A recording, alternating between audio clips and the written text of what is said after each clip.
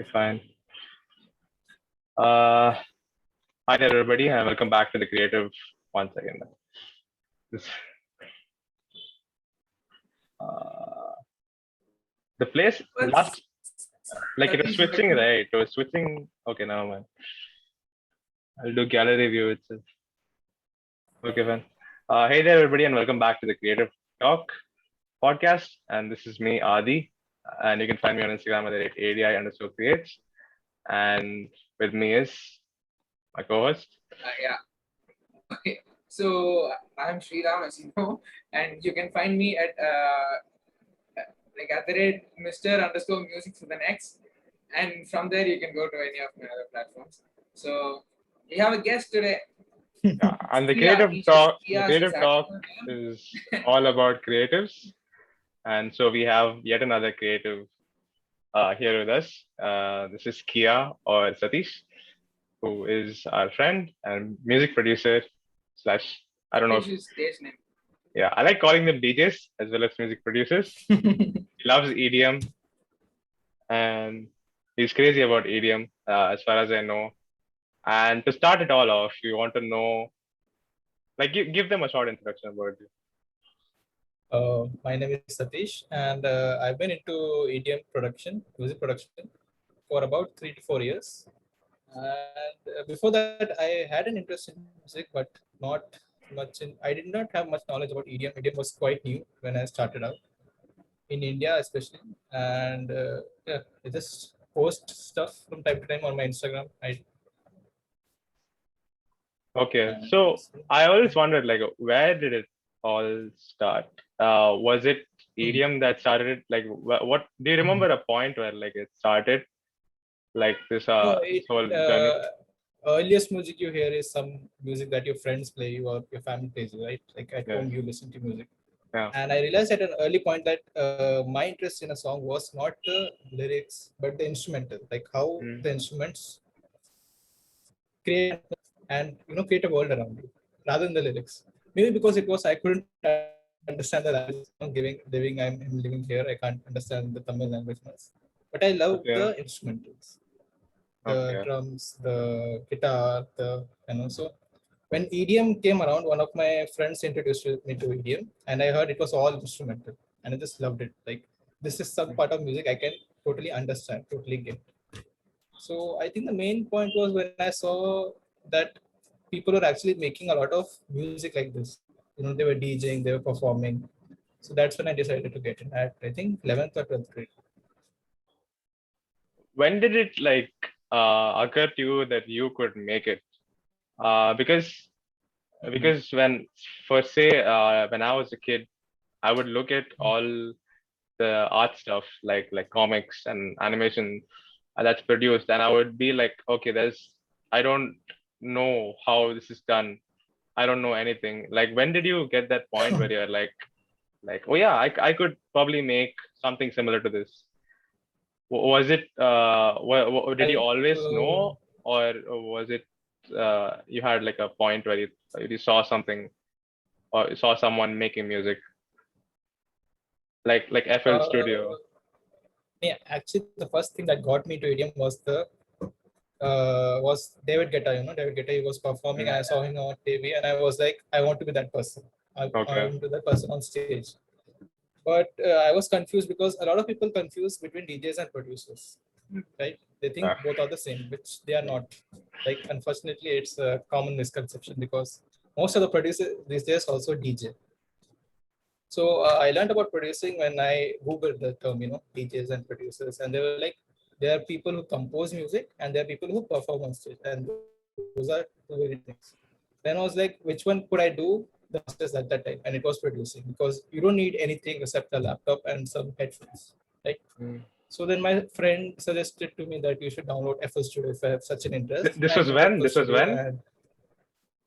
was in 11th grade, end of 11th grade. Okay. 12th grade that time. And then I got into FL Studio, and then I saw a couple of videos, and I was like, this is cool. I can do something like this. Like, I don't have to rely on anyone else. I can make our own instruments, own guitar, own piano, everything. I can work on it. Nice. like every one of your beats sounds very different and ambience. And one thing that I love about your beats, it sounds very grand and professional.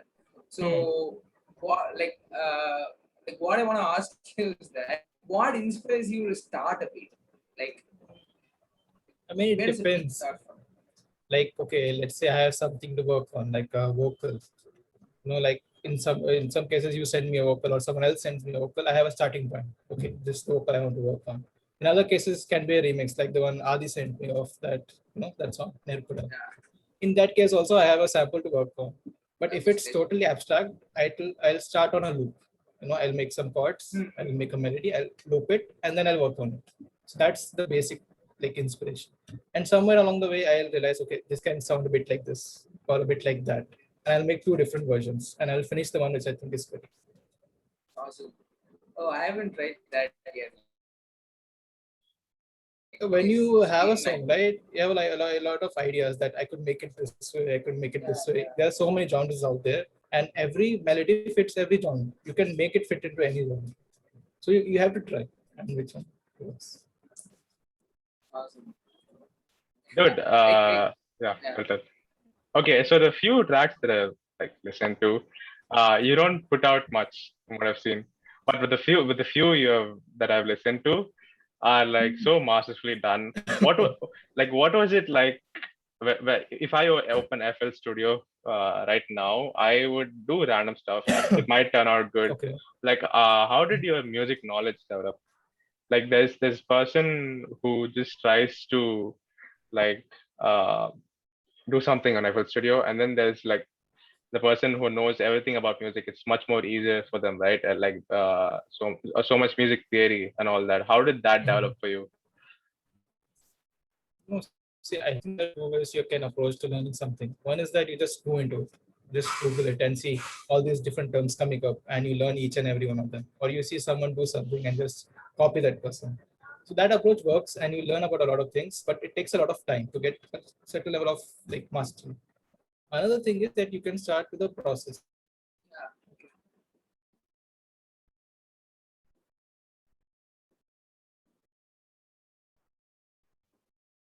Did lag for you? Yeah, did Satish video stop for you for me? Oh no, it's stuck. It's stuck. Wait, It, okay, you'll probably get him back. You'll probably get him back. hello, Satish.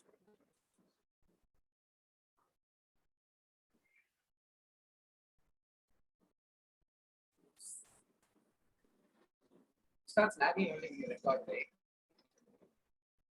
Yeah, it's just stuck. But, can you text him? Yeah.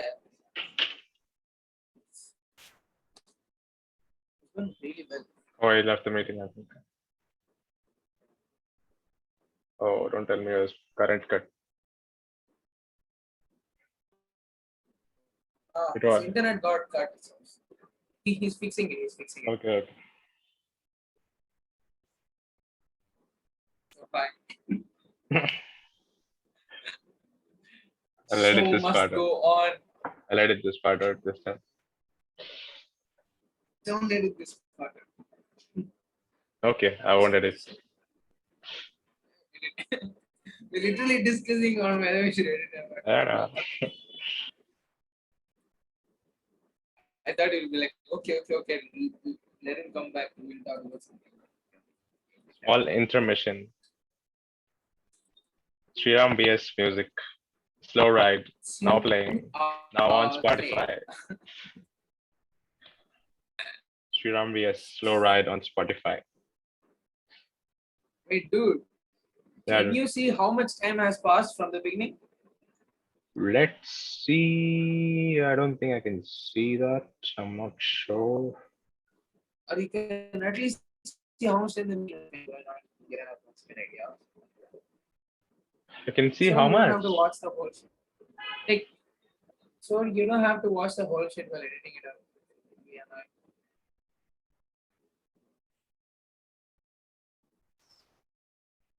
You don't have to watch the whole shit. Huh? You should know when he left. No. Oh, when he left. Oh. It was badly some how he came back.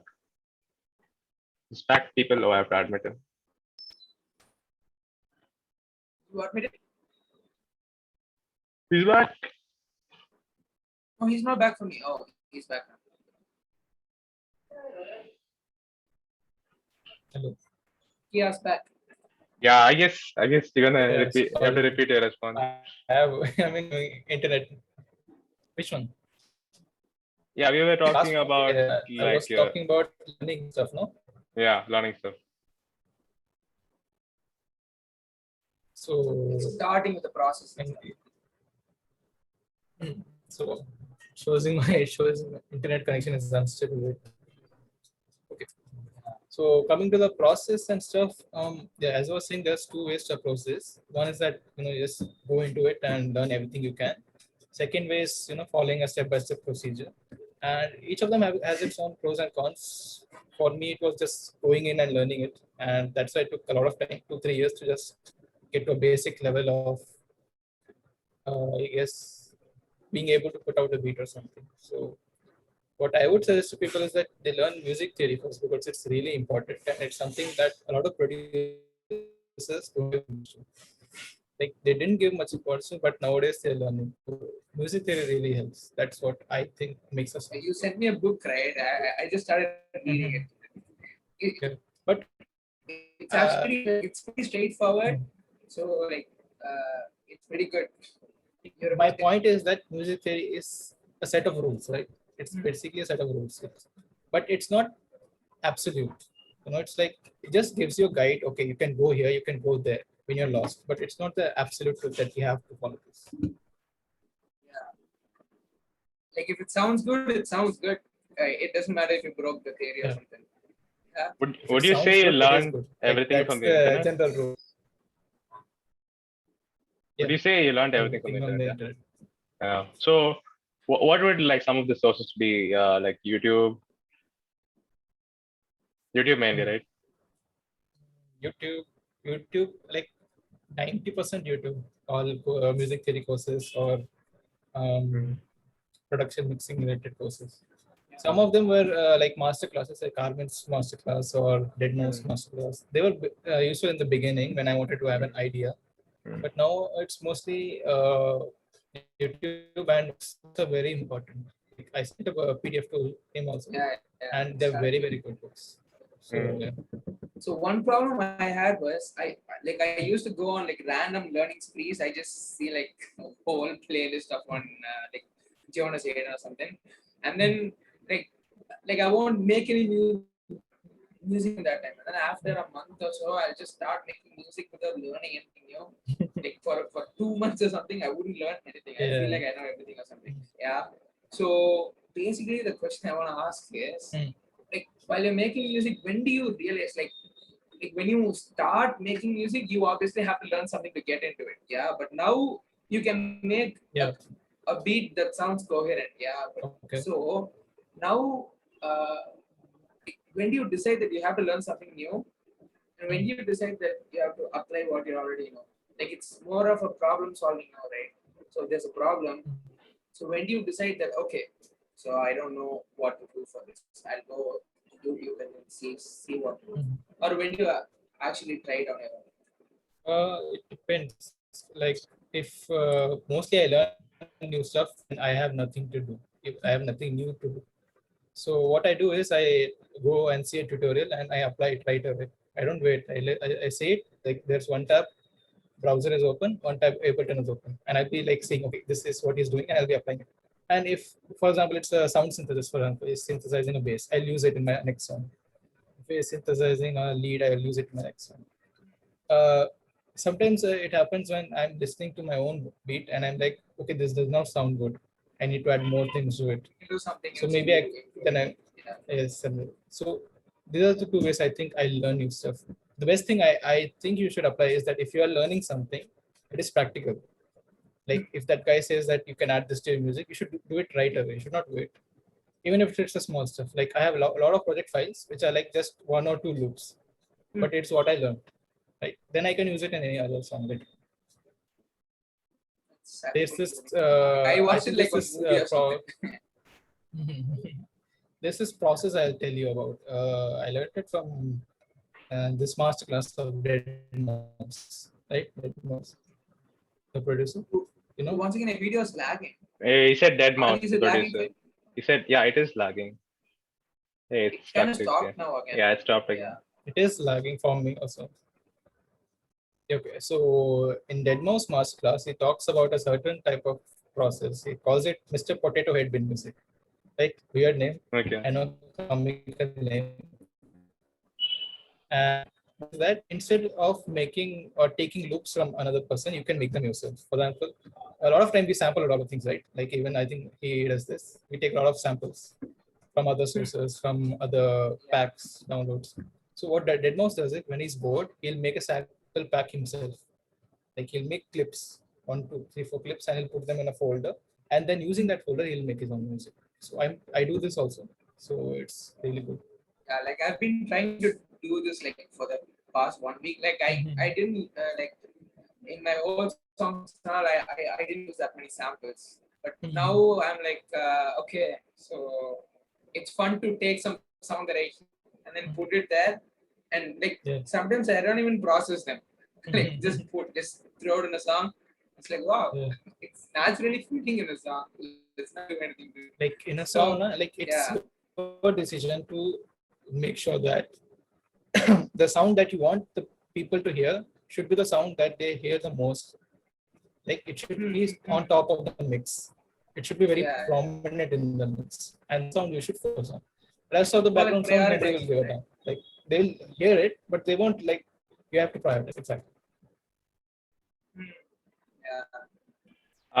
Yeah, from what I can tell, you've spent a lot of time just like producing music, and it's not something that like everyone does.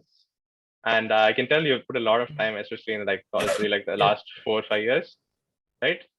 And like, what kept you coming back to opening your FL Studio, whatever? What kept you like coming back like often? Because I don't like see you making. I guess you don't make too many finished work, and it's a lot of experimenting and a lot of learning and training, and that is something that like I can't do. Like I'm so fixated on making finished work, and when it comes to training, it's not like consistent for me. But it's actually what I should be doing. What kept you like? Was it simply inspiration from music? Because that is very rare. That's about it. I think it was the excitement. It was fun, when you're making music. And at first you think, okay, I'm stuck at this. I'm noob at this. I'm very bad at this. And you desire like, I want to be like that person. I want to make a beat like this. And when you finally reach that stage, you feel good about yourself. When you're sharing your music to people and they're like, this one is good. This is very good. And then you're thinking about like the time 3 years ago when you couldn't put a basic beat down. So it's that excitement which keeps on going. And it's actually a good thing if you finish tracks. It's a flaw of mine. I think that I have a lot of project files, like a lot of them unfinished. But it's a good practice if you finish all the tracks, even if they don't sound good. You have to make a track.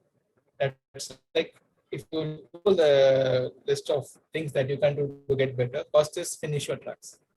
This is a problem that every producer has. Because like you want your track to be the most perfect track you make, the best track in the world. Every track you want to be a hit. So that can't happen. You have to be content with it. Yeah, I think there's like both sides to it. When you don't, I say I'm making an art piece, okay, and I don't like it, but I'm done like 50%. I usually like just finish it. Like if what will happen is a sketch where the drawing won't turn good, but I'm like, okay, let's do the coloring right. But when I just do that, I will not like find out the flaws immediately and correct my drawing, right? So yeah, there's like both sides to it. My training is lacking, and your finishing is lacking. And yeah, and this must have been like a reward system for you, right? Yeah, that like when you have habits, like usually you have a reward system. If let's say you have a habit of like working out, the reward system is that you feel good after working out. For you, I think it was sharing your music to your like small social circle and getting feedback from them. I think that is like social media, but like minimized. Yeah, for me, that is it is like my close friends, people I shared on WhatsApp. That's pretty much it. I don't. I'm at that stage where I'm like, looking for more attention. Maybe that's a flaw. I don't know. Like now, I'm like content with this. Yeah, Actually, yeah, this satisfies. Yeah. Yes. No, because Okay, like yeah. So okay, so one of the main problems for all the producer, like more than a problem, one of the main goals is that like if you have an idea, you should get it into the software as quick as possible, right? Yeah. So yeah, like even now I'm facing a lot of problems in choosing the right sounds. Yeah, like so if I have an idea, I just try some presets and stuff, or I try to design my own sound, but I don't know where to start from. So when you're designing like a sound that you have in your head, where do you start from? How do you know where to start from? I listen to the track. I reference it. Like if a particular beat sounds similar to the one I'm making, and I'm like, okay, let's make it that way. Yeah. I'll put it into the Ableton track. Like I'll just put it as an audio file, and then I'll loop it, and I'll listen to it, and I'll compare my sound to it, and I'll synthesize it similar to it. I think I should force myself to do that. Yeah, it's the best way. Like you just go into it and do it, and because even if you fail, now you'll know where I'm lacking. You'll be like, okay, I'm lacking in synthesis. I'm lacking in like tweaking the effects, and then you'll YouTube and then you'll learn about it. Another way is that you can look for presets that sound similar and then affect them to the way you want. This one I do a lot. Like I look for similar presets and I then shape them to the way I want it. Choosing sound comes with time. You have to spend a lot of time. It won't just like I'm still like having a lot of problems in that. It's like whenever like you're saying that when you choose a sound, you have to find another professionally mixed song which has a similar vibe to your song. But for me, it somehow feels like oh yeah. Can I talk? It's lagging for me one minute. It's lagging this one. Yeah. For me, like when I find a song that's like similar to mine, I feel a little discouraged, and that's kind of because of the thing you usually say to me is like trying to be too original, messes with your productivity. So, like a reference, I should. Yeah. Like there's a balance. Like when I was starting out, I was making melodies, EDM melodies, and there's a lot of EDM out there I was listening to. And I would make a melody, and then I would go listen to the music, and I'll be like, okay, I need to change this to sound similar to that. And by the time I was finished, my melody sounds like absolute crap because I'm basing it on someone else's music. So you should not compare yourself with someone who has like 20 years experience, like that guy's making music since his like so long ago. So you can copy, you can use your ideas, but try to make it your own. Like you don't have to be original at everything, but you can combine everything, like take from different sources and put together. So that's what I think it's the best way. I should talk myself out of this. No, it's good. In some ways, you should compare. Like if you like someone's music, you can just put it and track and see. Okay, this is he made a change at this point. He made a change after this point. He transitioned like this, and then you can use it in your music. But comparing it in the sense that okay, he's making so much good music, and I'm like this, like this, and that. So that's yeah. You should give yourself. Have a lot of new perspectives, man. It's probably like not even probably. It's obviously because you've been producing like for a lot more years, and like you have faced more once again. Yeah. So you have faced more obstacles than me, right? Like obviously, like I've been hurrying. It's also because because I think you are being limited to one genre. I think it's my perspective. I've tried every genre out there. Like in EDM itself, there are like hundreds of genres. I've tried a lot. Every kind of music I hear, I just go and Google, okay, what genre is this? How I make this? What kind of samples should I use? So I think that you can try out. Not necessarily EDM, but different genres out there. That really helps. Yeah, I should go crazy and try something different. Yeah. So, Yeah, I'm pretty Yes. sure you get like told by your friends to like promote your music more and put out more finished work out there. So like, do you have any like current plans or something that's coming in the near future? Maybe like music videos or complete music, anything like that? Anything like that we can expect? Right now, I'm working on my music theory. Like I Okay. recently realized that it's something I've been lacking in, because Hmm. a lot of people think, like the sounds make the music, right? They think the sounds make the music. They think the synthesis makes the music, mixing, mastering. But if your arrangement is not good, if your basic chords are not good, then your anything you do on top of it will sound bad. It won't make any difference. There's a rule, like it says that if you don't mix well, your mastering won't make any difference. Same as with music. So I'm focusing on music theory part now. Okay, Like currently focusing every on music theory part. Mhm. And Yeah. this is one thing, okay? Like everywhere I've gone, I've always had this one DJ music producer friend. Okay, and when I can talk about like the promotion part right now, because Sriram is talking about all the Yeah. music stuff, and here yeah, like I see a lot of DJs who are like, say, Martin Garrix fans. Okay, he was a Martin Garrix fan, and I used him at school, and he used to post his music. His music was pretty good, and he used to post his music on like SoundCloud occasionally. And there are a lot of people who send their music out to labels like Spinning Records, and those people like get like millions of like submissions, and he's been sending till today, I think, like every new music that he makes.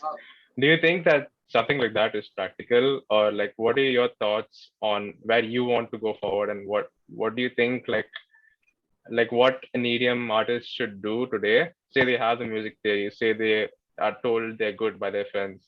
What do you think they should do to convert it into like a career?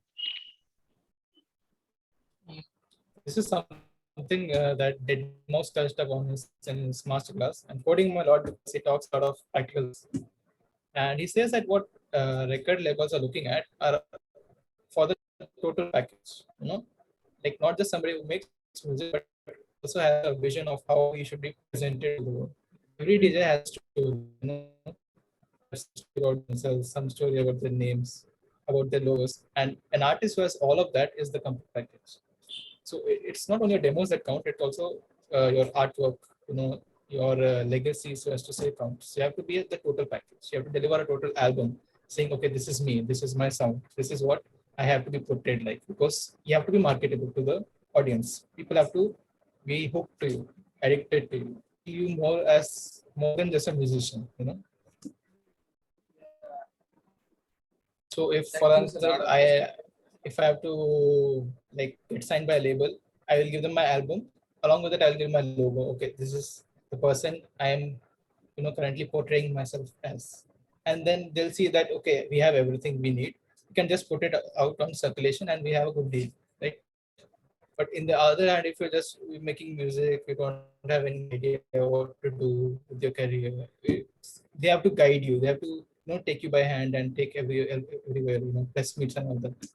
So Yeah, uh, you have to have a whole plan. I think a lot of them get stuck. Like they keep sending music to the labels. I think what needs to happen is also to build a brand of your own. I think that's when like Sriram Yeah, like yeah. stepped up. He signed up with like DistroKid and he started publishing his like music on Spotify. And I think even you could do that, which is what I'm waiting for. Like I can't wait to listen to your music on Spotify. uh, I think with Sriram, he has an idea, what he wants to put out as a brand. I don't have an idea about it. I don't even know what genre I have to produce. Every different song is like some different genre, some different BPM. So once I fix on that, I think I'll start working on the branding, I guess. Now you're kind of in the process of finding your So, yeah, exactly. Finding sound. like I'm in that process too. Like it's not like I found my sound, but like I actually don't know what I'm doing. Actually, I'm like like when I make a song, I'm like, oh yeah, this sounds good. Why should I keep it to myself? I just post it on Instagram and Spotify and everything. Yeah. So No, that makes like, sense. so it's like even I'm in the process of my sound, but I'm also posting. Like instead of like allotting some years of your life just to find your sound and then start posting.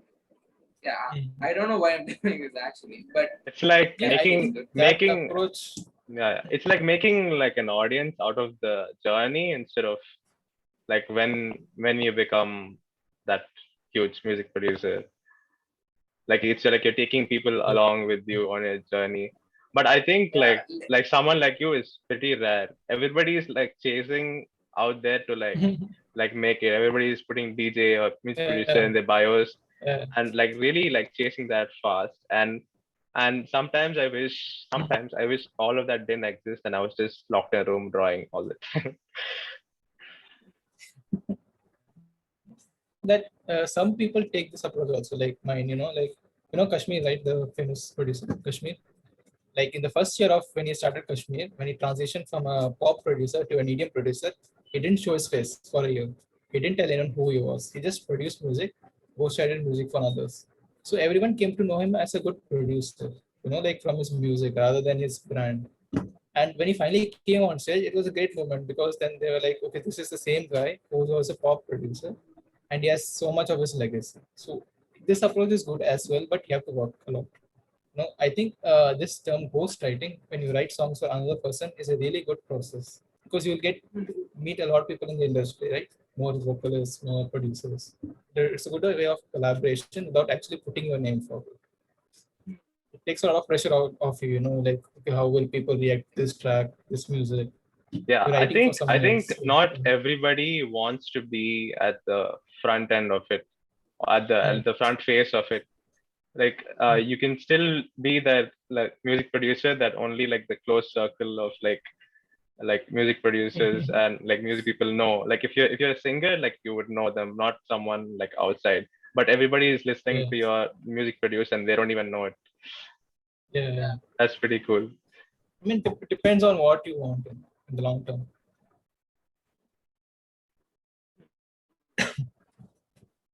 like one interesting thing that Adi said that strikes something was that like once you get like an audience that listen to you, like Satish said, like it's like addicted to you. They want to see you again and again. So there's this band called 21 Pilots that I talk about often. So this band, like they didn't make any, like even a single collab or anything. They just kept on making songs and they got signed to a record. Yeah, but now they have like a huge like a listening base, and they are like involving even the audience in their songs.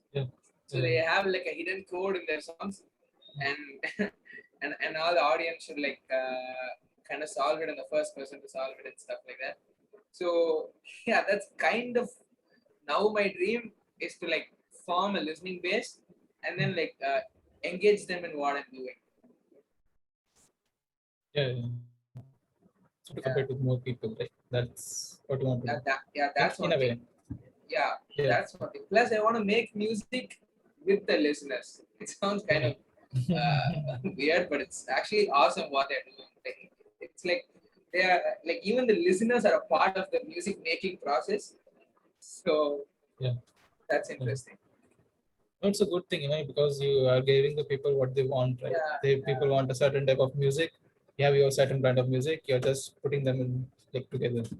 So it's a good idea. I think collaboration is really good because like when you're a producer, you're really good at one thing, right? Even if you make a full track, you're really good at one thing. Maybe the chords, maybe the melody, maybe sound design.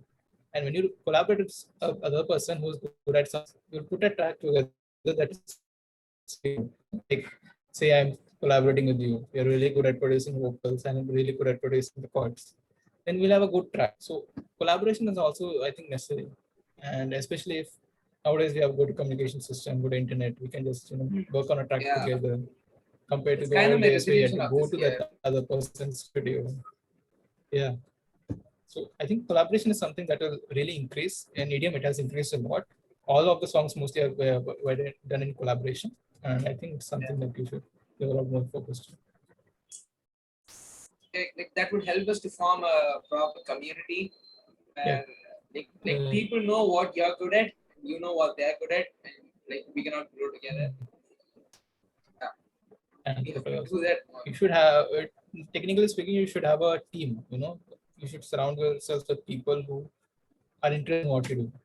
Who have a lot of people, in the music industry don't know anything about music in the technical sense.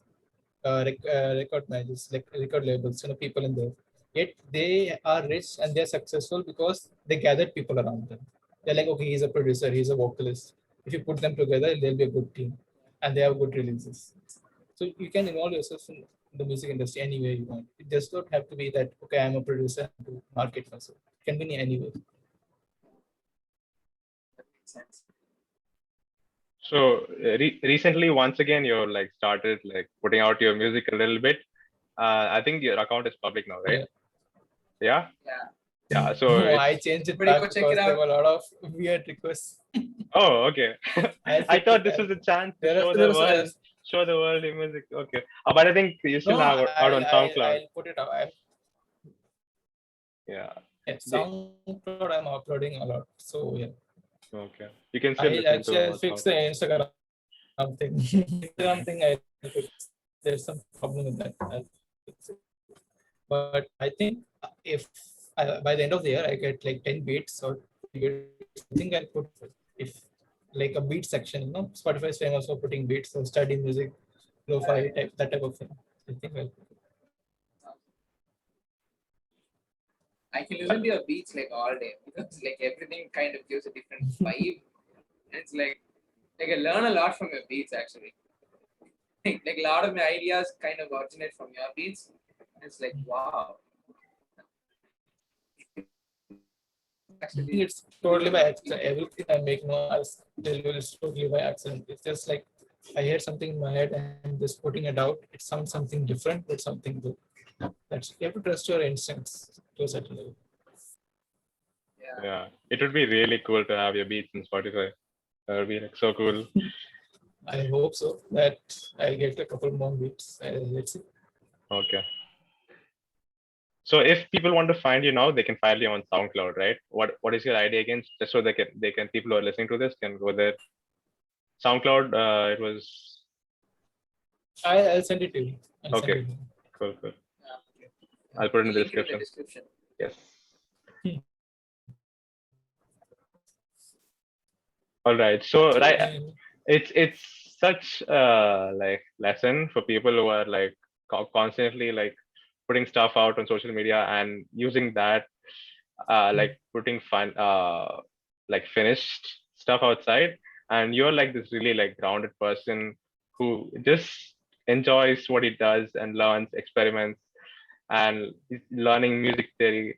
I think people can take a lot of that, lot of creatives who are, these days are so focused on making it, just putting in that pure work and hours. That's amazing. That's what we've gotten from this episode that I didn't know about. I thought you were like this close to like putting out your stuff or something. I thought it was some shyness or something blocking you. Maybe it is. Yeah. But it's also about like how good you want to be at it and how much training you're putting in it. Like in movies you have these like training arcs, right? Like of characters. Yeah, and they're like stuck and they just train and then they come out so good, but they don't know when they're going to be good. That's awesome.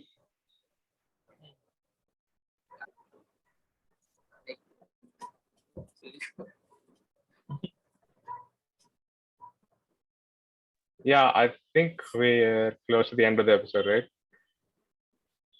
So let's talk about what's like the most recent cool thing that each of us has discovered in our or like own fields.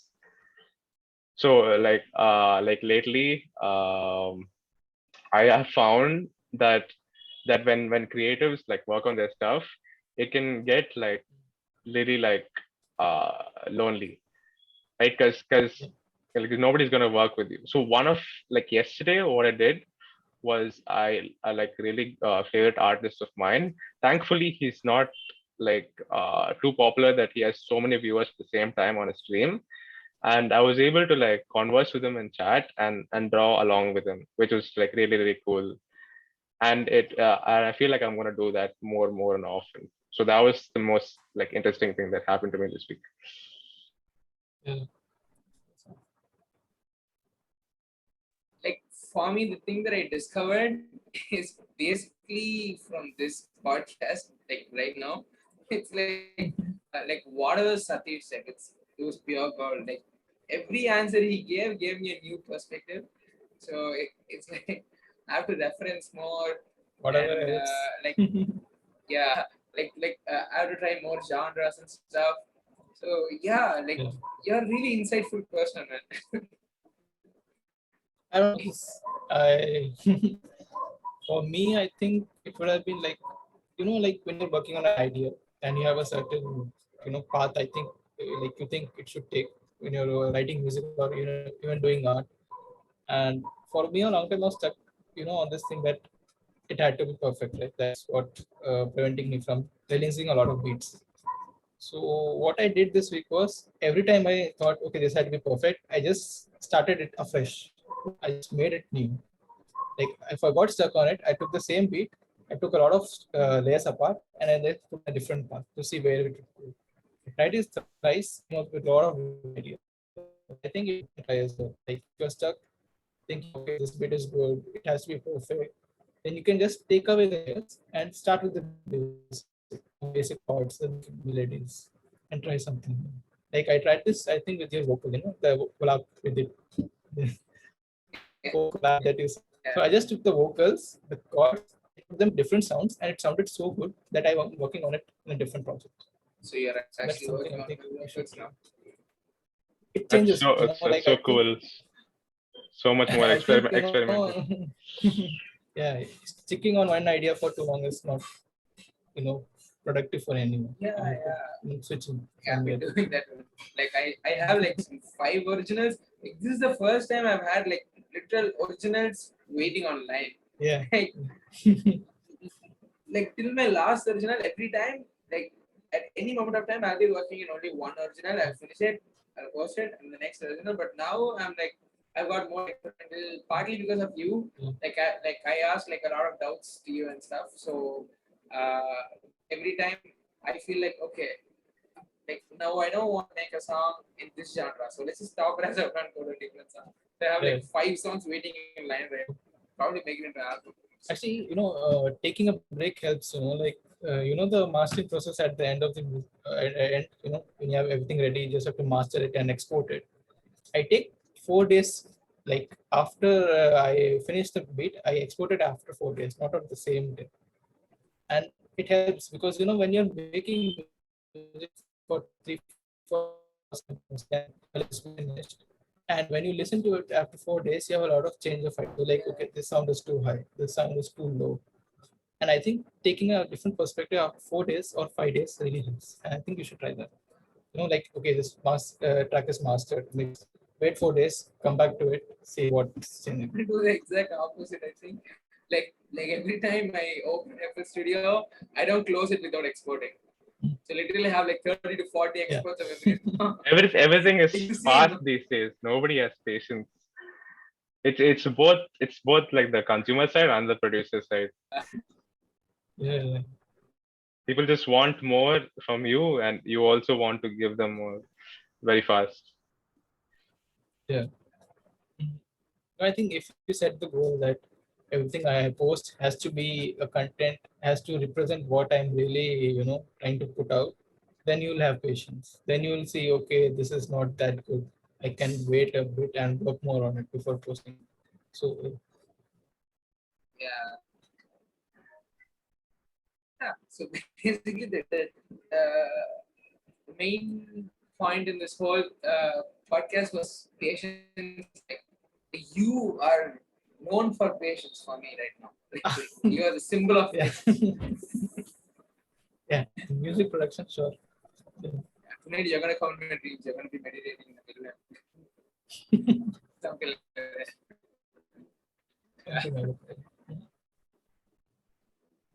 So are we closing here? Do you wanna ask something else, Ali? No, like, yeah, I was waiting for you to ask more stuff, but I think we are the best podcast we ever had, and I'm so so excited to put this out.